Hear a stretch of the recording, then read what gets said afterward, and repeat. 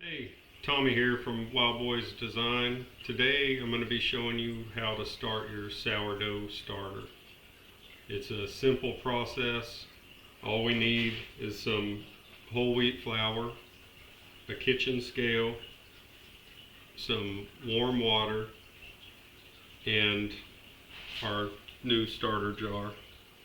If you're interested in getting a personalized starter jar with your starter's very own name on it, I'm going to link our website in the description.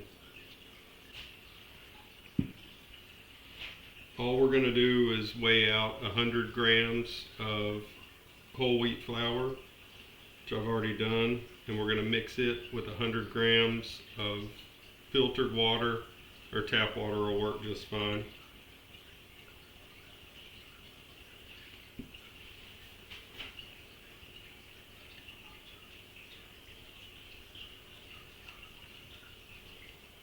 Get it nice and mixed up, and then we'll add it to our starter's new home.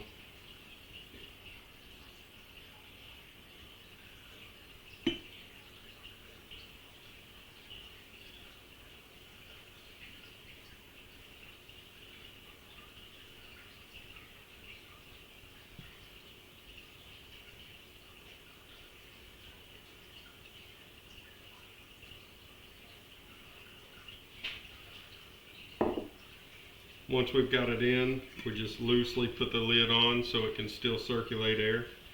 And over the next few days, what you'll do is remove 50 grams of it and then add back 50 grams of each, the whole wheat flour and 50 grams of water. And as that volume starts to build, around day 4 or 5, you'll probably start seeing some bubbles.